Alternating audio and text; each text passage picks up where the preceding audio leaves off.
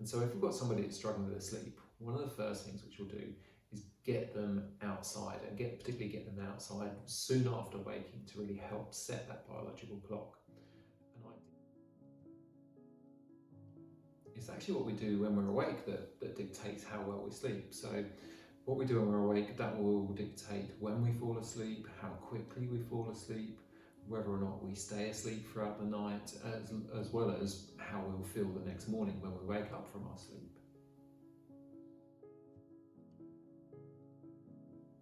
There are 4 things which we can look at to help us optimise our sleep, and they all tend to overlap each other. So we've got our physiology, our routine, the environment in which we sleep, and our thought processes.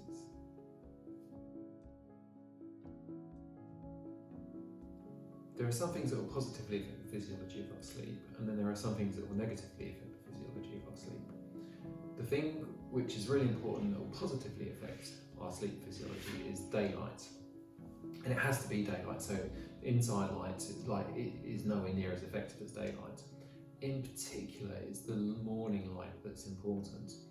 And so what happens is, the morning light's important for 2 particular reasons. Is that one is that it helps set our biological clock, and the other one is that morning light helps us produce melatonin. So what happens is, the light hits our retina, the retina stimulates the optic nerve stimulates the pineal gland, and that produces melatonin. Then as that light decreases, that melatonin production decreases as well, and when that light goes away, we can then start releasing that melatonin to help put us to sleep. It's something like 50 times more effective to be outside in daylight than it is to be behind a window looking at daylight. So it really has to be outside light. And so if we've got somebody that's struggling with sleep, one of the first things which we'll do is get them outside, and particularly get them outside soon after waking to really help set that biological clock, and ideally quite early in the morning as well. There are certain things which will negatively affect our sleep physiology, so caffeine is one of the big ones, and even people that get sleep fine on caffeine, feel they sleep fine on caffeine, it looks like in the research that's not the case. Whilst they might feel that they sleep okay even though they have caffeinated drinks, the quality of their sleep is compromised. And it takes about 6 hours after having caffeine for caffeine levels to drop low enough for it not to affect the quality of our sleep. The other big thing which affects the quality of our sleep is alcohol. So a lot of times people will use alcohol to help them get sleep, but what alcohol does is slightly different to sleep. What alcohol does is it sedates us.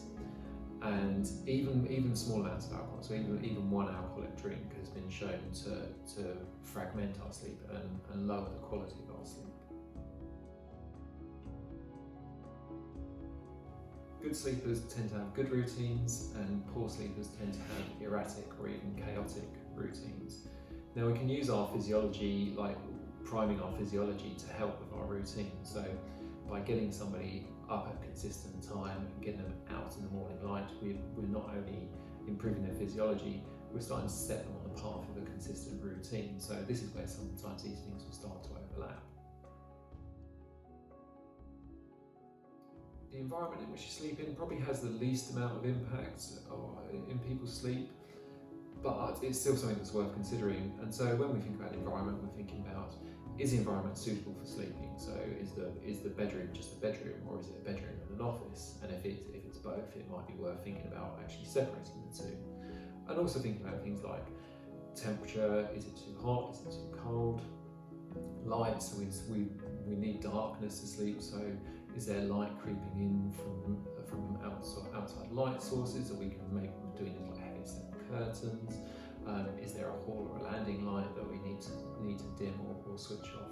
So really some simple changes to environment can help, but the main places we probably need to be looking at is our physiology, our routine, and our thought processes.